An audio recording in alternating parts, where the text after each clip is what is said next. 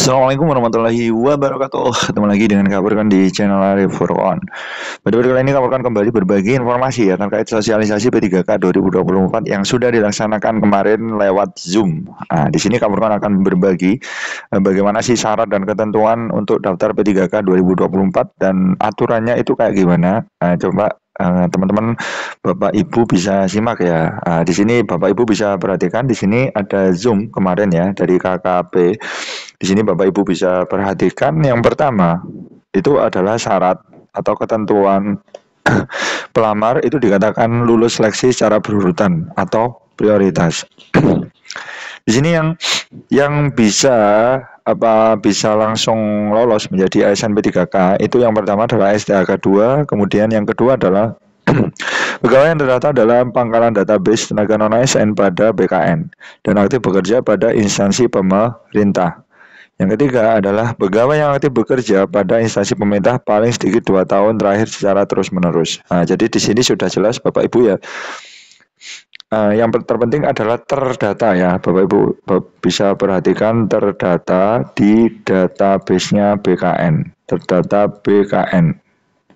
Ini syarat wajib yang bisa teman-teman penuhi untuk mendaftar menjadi P3K 2024 yang notabene peluangnya itu lebih besar untuk lolos di tahun ini. Dan terus Bapak Ibu bisa perhatikan di situ 2 tahun. Nah, tahu banyak pertanyaan ya di channelnya Kak Furqan, kalau 1 tahun gimana Kak? Ini masih belum ada ketentuan yang mengatur, jadi syarat minimalnya itu adalah 2 tahun. Kalau lebih gimana Kak? Ya malah bagus ya kan. Jadi logikanya di sini lebih dari sama dengan 2 tahun. Minimalnya itu 2 tahun teman-teman. Kalau teman-teman sudah lama biasanya kan ada sampai 5 sampai bahkan ada yang 10 tahun ya kan sudah mengabdi dan sudah terdata di database-nya BKN, ini ya berpeluang besar untuk lolos menjadi ASN PPWK 2024 seperti itu Bapak Ibu ya. Bapak Ibu bisa tinggal ikut seleksi langsung gas saja Bapak Ibu ya. Oke. Kemudian di sini Bapak Ibu bisa perhatikan tujuannya apa sih pengadaan P3K tahun 2024. Nah, di sini yang pertama adalah untuk mencapai visi dan misi Indonesia Maju, mendukung kelancaran tugas dan pelayanan kepada masyarakat. Selain itu juga untuk penambahan pegawai ASN, upaya penyelesaian penataan non ASN. Nah, di sini dikhususkan ya memang Bapak Ibu ya untuk P3K memang dikhususkan ya kan dikhususkan untuk honorer teman-teman yang honorer yang notabene belum diangkat menjadi ASN atau belum diangkat menjadi PNS ya. Nah, di sini bagiannya lah istilahnya P3K itu untuk honorer. Nah, jadi honorer di instansi negeri, ya kan teman-teman ya, instansi negeri, ya kan. Kalau swasta untuk di 2024 ini masih belum bisa daftar. Kecuali untuk teman-teman yang P1 ya, notabene P1 itu kan belum mendapat penempatan tetapi sudah mengikuti tes di tahun berapa itu 2020 kalau nggak salah ya. Itu dia P1 sudah lulus passing grade. Nah, itu kan tidak tinggal mengisi formasi saja Bapak Ibu ya. Oke. Kemudian Bapak Ibu bisa perhatikan pasal 66 UU nomor 29 tahun 2023. Pegawai non ASN atau nama lainnya wajib disesuaikan penataannya paling lambat Desember 2024. Nah, ini ada batas akhirnya. Sehingga notabene di sini harus tuntas ya kan. Akhir tahun ini harus tuntas. Semua honorer wajib diangkat menjadi P3K. Nggak tahu bagaimana caranya, yaitu mungkin kita tinggal tunggu saja strateginya pihak Panselnas ya, di pihak Kemenpan RB dan lain sebagainya. Ini bisa menyusun strategi untuk menjadi tuntas dan semuanya akan diangkat menjadi ASN PPWK di tahun 2024 ini. Mengingat acuannya itu adalah pasal 66 UU nomor 20 tahun 2023 seperti itu.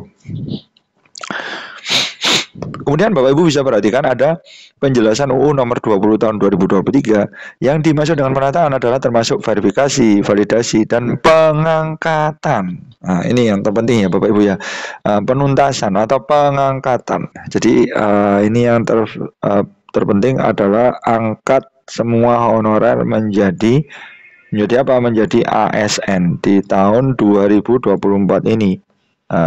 Jadi teman-teman yang notabene itu posisinya sebagai honorer ini tinggal menunggu waktu saja sih untuk diangkat menjadi P3K 2024. Kemudian prinsip apa yang diterapkan? Prinsip apa yang diterapkan? Yang pertama tentunya pegawai ASN KKP dilaksanakan ada kompetitif, adil, objektif, transparan, bersih, dan tidak dipungut biaya. Nah, di sini Bapak Ibu bisa perhatikan terbagi dua nih, ya Bapak Ibu ya, ada seleksi administrasi, seleksi pengadaan PPWK untuk tahun 2024 ini terdiri dari seleksi administrasi dan seleksi kompetensi. Nah, di sini administrasi itu data ya, persyaratan administrasi dan kualifikasi dengan dokumen pelamaran oleh panitia seleksi instansi pengadaan pegawai ASN. Jadi ini ada semacam datanya ya kan, datanya itu harus valid ya kan, data itu harus valid kan teman-teman. Ada yang mungkin ya kan notabene itu bukan honorer tapi bisa masuk ya kan, ini wajib disaring, difilter secara ketat ya Bapak Ibu ya. Jadi semoga saja nanti memang berlaku jujur ya kan, dan transparan tentunya ya. Jadi benar-benar datanya ini benar-benar divalidkan karena ini menyangkut hajat hidup orang banyak seperti itu Bapak Ibu ya. Kemudian setelah seleksi administrasi itu ada seleksi seleksi kompetensi. Nah, seleksi kompetensi ini meliputi apa? Ada teknis, manajerial, dan sosial kultural. Nah, ini selebihnya sama sih dari PPWK sebelumnya ya. Seleksi kompetensi dilakukan untuk mempertimbangkan integritas dan moralitas yang dilakukan dengan wawancara berbasis komputer. Oke, jadi disiapkan saja Bapak Ibu ya. Materinya apa aja? Oke, materinya itu ada yang kompetensi teknis, manajerial, sosial kultural, dan wawancara. Di sini untuk teknis itu adalah tujuannya apa sih? Tujuannya adalah untuk penguasaan pengetahuan keterampilan yang dapat diamati, diukur, dan dikembangkan secara spesifik berkaitan dengan bidang teknis jabatan. Oke, teknis. Jadi teman-teman misalkan dari perawat, ya. Jadi teknisnya itu gimana ya? Semacam materi kuliah. Tekniknya di lapangan itu seperti apa ya kan? Nah, jadi ini berkaitan tekniknya teman-teman menghadapi di lapangan itu seperti apa? Teknik bekerja lah istilahnya teman-teman ya. Misalkan kalau teman-teman perawat mungkin diberikan suatu kasus, ya kan? Suatu kasus. Nah, jika ada keluarga pasien, ya kan, katakanlah keluarga pasien ini tetap menentang misalnya, menentang kebijakan, katakanlah keputusan dokter, apa yang harus dilakukan perawat untuk ini. Nah, itu seperti itu. Jadi perlu dipelajari kasus-kasus kayak gini supaya teman-teman nanti mendapat nilai maksimal tentunya. Kemudian ada manajerial. Nah, di sini manajerial itu apa aja sih? Nah, di ini berkaitan dengan menilai komitmen, kemampuan, dan perilaku individu dalam berorganisasi.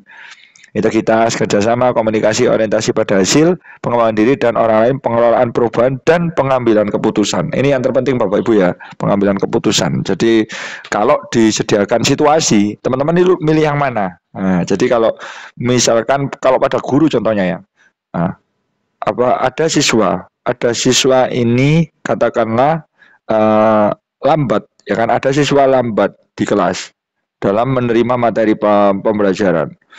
Apa yang harus dilakukan guru tersebut? Nah, ini manajerial, ya kan? Jadi apakah tetap lanjut materi atau teman-teman menuntaskan yang lambat ini? Nah, ini perlu dipelajari. Nah, nanti di YouTube itu ada teman-teman ya, di channel-channel yang khusus, yang mobil khusus membahas bagaimana sih strategi untuk lolos P3K. Teman-teman bisa belajar mulai dari sekarang. Kemudian ada kompetensi sosial kultural. Nah, di sini kompetensi sosial kultural itu adalah menilai pengetahuan dan sikap terkait pengalaman. Nah, di sini emosi dan prinsip dipenuhi setiap pemegang jabatan. Oke, sosial. Jadi kultural. Kalau budayanya seperti apa? Kalau wawancara itu adalah menggali informasi non kognitif yang bertujuan untuk menilai integritas dan moralitas meliputi jujur, komitmen, keadilan, etika, dan kepatuhan. Nah, seperti itu Bapak Ibu ya. Oke, disiapkan dari sekarang. Lah, untuk jumlah soalnya bagaimana jumlah soalnya? Oke, jumlah soalnya di sini Bapak Ibu bisa perhatikan ada teknis ini adalah 90. Kalau pengelolaan umum operasional 45. Jadi JF atau pelaksana ini 450 skor maksimalnya. Kalau pengelola umum skor maksimalnya 225. Kemudian manajerial dan sosial kultural. Nah, ini waktunya itu 120 menit atau 2 jam, Bapak Ibu ya. Oke. Nah, di sini paling tinggi 4. Nah, ini cukup banyak sekali ya Bapak Ibu ya. Soalnya di sini 180 180. Wawancara di sini cuma 10 menit alokasinya. Di sini cekon maksimalnya 40, 4 kali 10 seperti itu. Jadi teman-teman harus memaksimalkan yang seleksi kompetensi teknis. Tetapi kalau untuk guru aman ya kan, kompetensi teknis dihargai maksimal ya kan 450. Jadi untuk teman-teman yang notabene belum punya serdik itu ya mungkin ada afirmasi di lain ya kan, bukan afirmasi tentang apa nilai seleksi kompetensi teknis seperti itu Bapak Ibu ya. Oke. Kemudian di sini solusi yang baru ini PPPK paruh waktu. Di sini dalam hal pelamar telah mengikuti seluruh tahapan seleksi, tidak dapat mengisi lowongan kebutuhan, dapat dipertimbangkan untuk menjadi P3K paruh waktu. Tetapi ini masih belum ada usulan yang jelas. Intinya kan teman-teman itu wajib tuntas ya kan. Intinya teman-teman itu wajib tuntas di tahun ini. Lah kalau tetap tidak bisa mengisi formasi, apa yang dilakukan oleh Panselnas ya itu tadi apa ada kebijakan P3K paruh waktu. Kebutuhan bagi pelamar PPK paruh waktu ini diusulkan oleh BPK kepada Menteri. Ini masih belum ya Bapak Ibu ya, belum ditetapkan, belanja pegawainya juga belum ada. Seperti itu. Jadi teman-teman bisa bersiap dari sekarang untuk apa belajar ya, setidaknya belajar untuk mendapatkan sekolah yang maksimal.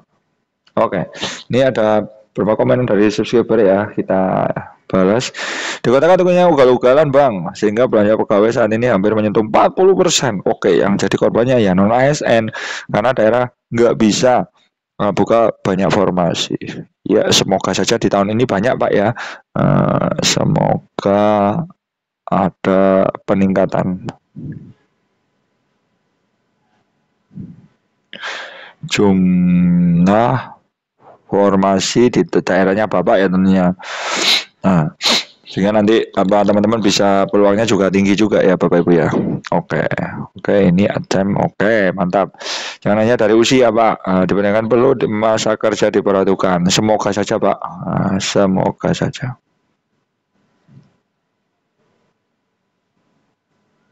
Nah, intinya ya kita ya menganuti saja ya apa yang dilakukan oleh pihak Panselnas karena ya itu tadi tergantung kebijakan. Oke, seperti itu dulu informasi dari Kak Furqan, mudah-mudahan bermanfaat. Wassalamualaikum warahmatullahi wabarakatuh.